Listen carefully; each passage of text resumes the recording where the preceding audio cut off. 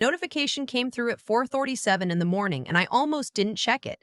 I was 3 weeks out from finishing a 6-month contract in Aberdeen, Scotland, working as a subsea pipeline engineer on a North Sea drilling platform. My phone barely got signal out there. Most days I use it as an alarm clock and nothing else.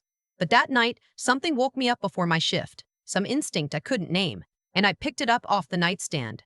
It was an automated alert from my home security system. Front door opened. 11:23 p.m. Central Time. I told myself it was probably a glitch. The system did that sometimes when the temperature dropped.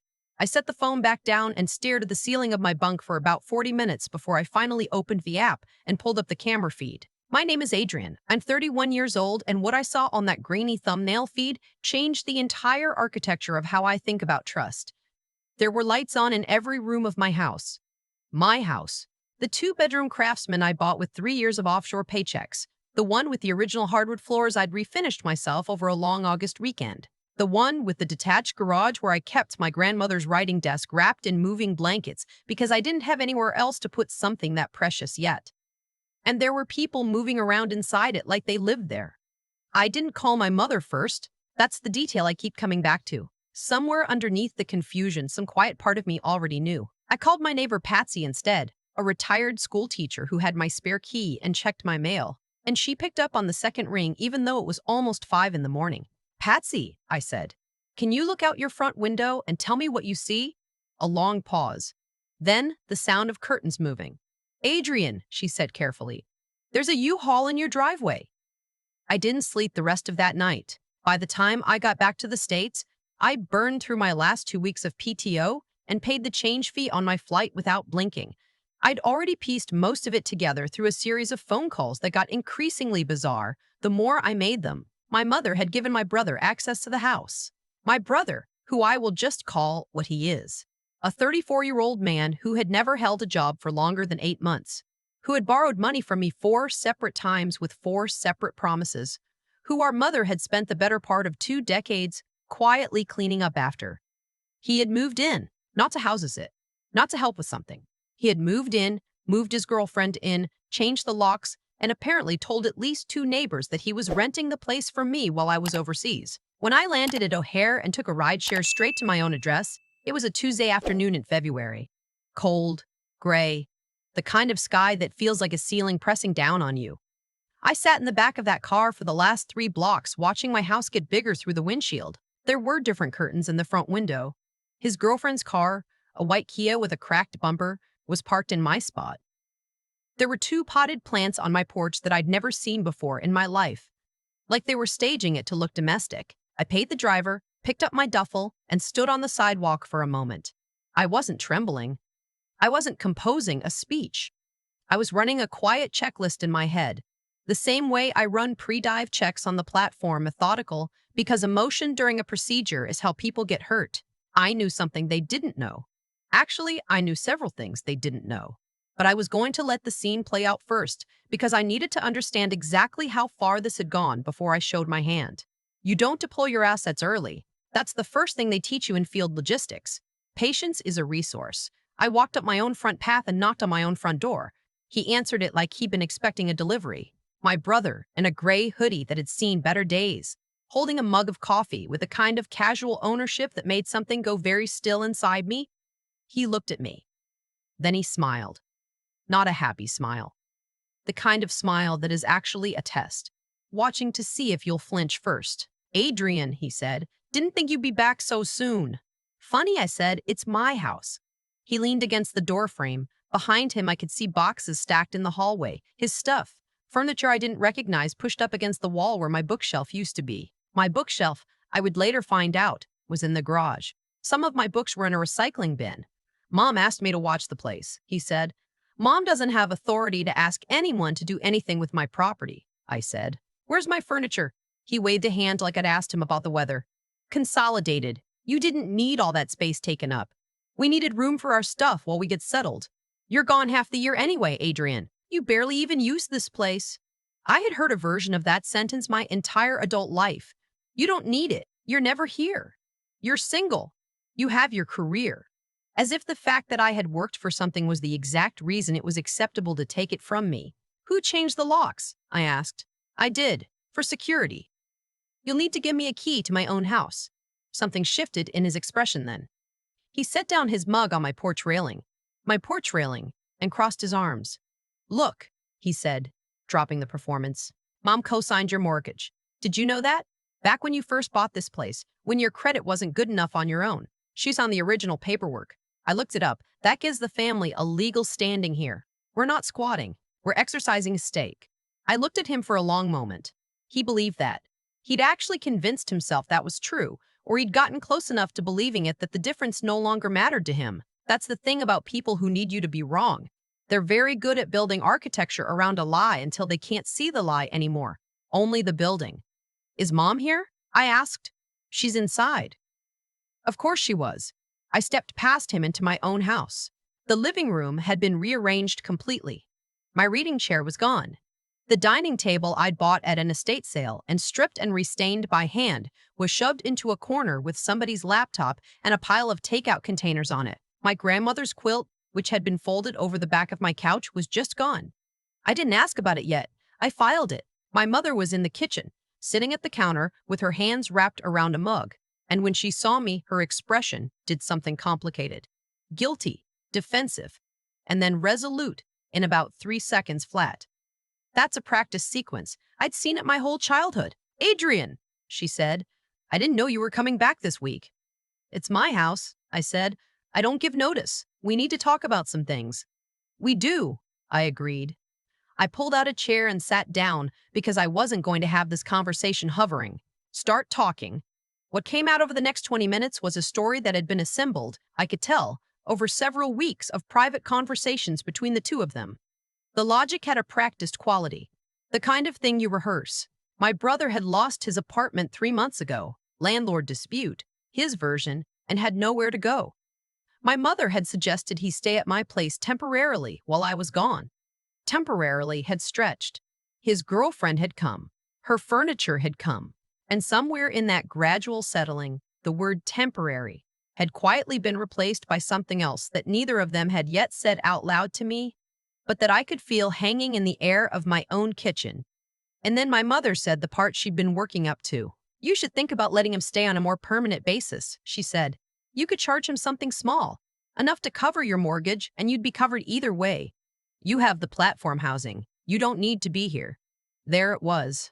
I looked at the kitchen I had tiled myself, the backsplash I'd picked out over 3 weekends of hardware store visits, the window over the sink that I'd replaced the frame on because I'd noticed a draft. Every inch of this house was a decision I'd made, a Saturday I'd spent, a paycheck I'd chosen to put into something permanent instead of something easy. You use the emergency contact authorization? I said. My mother frowned. What? Before I deployed, before I left for the Aberdeen contract, I gave you an emergency contact authorization for the property management company that handles my utility accounts in case there was a burst pipe, a flood, something real. I paused. Did you use that to authorize my brother to access the property? A beat too long before she answered. I just told them a family member would be checking on the house. That authorization was for emergencies. Plumbing. Structural. It was not open-ended access. Adrienne, you're being dramatic. I need you both to hear something, I said. I unzipped the front pocket of my duffel, which I had not set down since I walked in. I pulled out a folder. It was a standard manila folder with a metal clasp, the kind you'd buy a dozen of at an office supply store. Inside were documents I prepared quietly and specifically before I left for Aberdeen, after a conversation with a real estate attorney during a layover at Heathrow 14 months ago, when I'd first started thinking about what it would mean to own property as someone whose job took her offshore for half the year. I laid one document on the counter. This is a certificate of transfer, I said. Dated 18 months ago. I transferred this property into a revocable living trust. My name is the sole trustee. The emergency contact authorization you used is an authorization tied to me as an individual. It does not extend to assets held in trust. I tapped the page. The mortgage co-signature is also irrelevant. I refinanced 14 months ago. Mom is no longer on the loan. She has been no legal standing in this property since then. My mother stared at the document like it had appeared from somewhere she couldn't explain.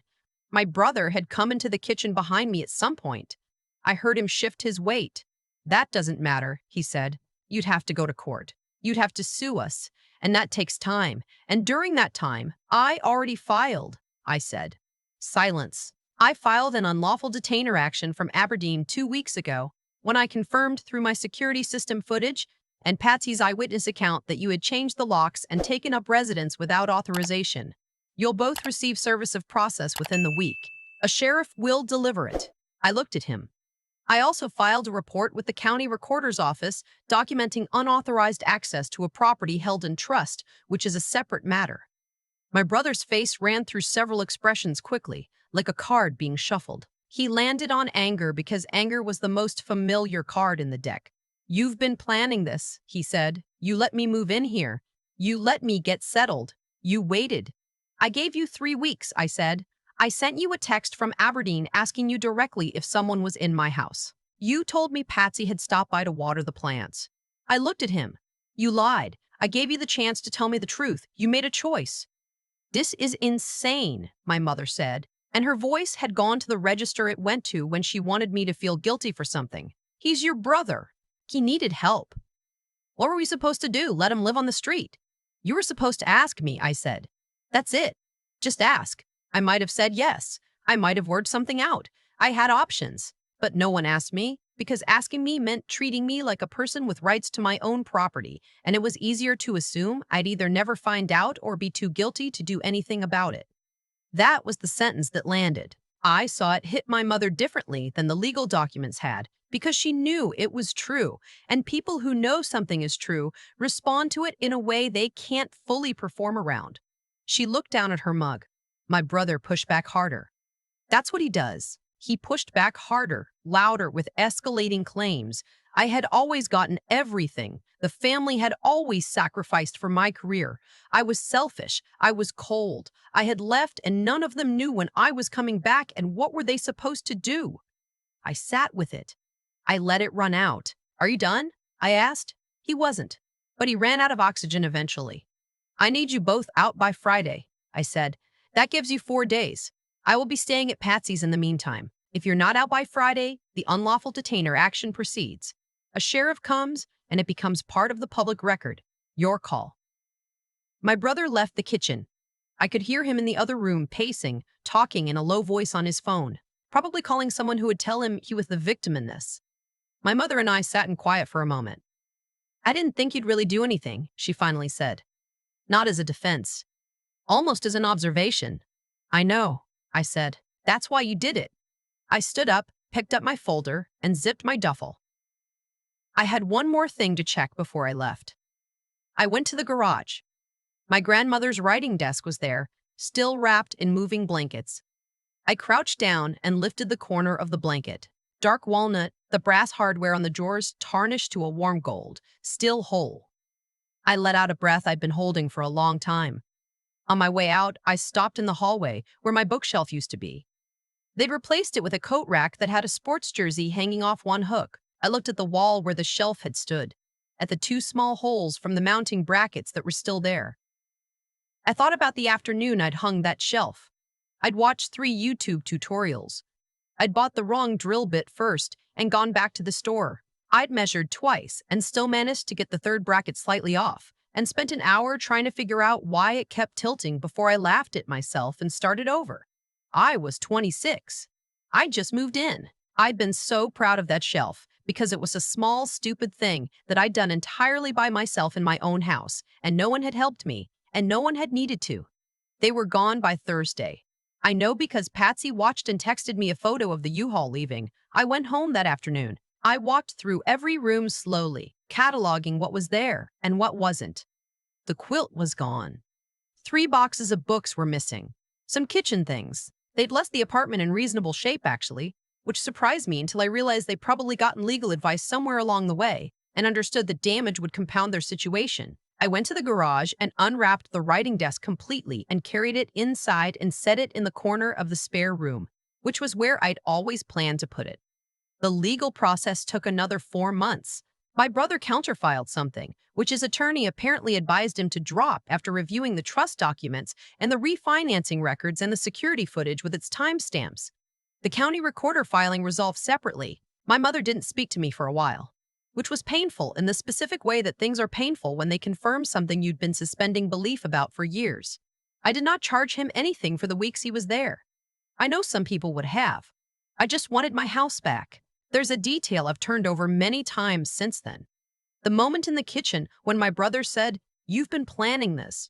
He said it like it was an accusation, like the preparation was the betrayal, as if my protecting myself was the harmful thing that had happened in this sequence of events, not the part where he changed the locks on my property and told my neighbor he was renting it.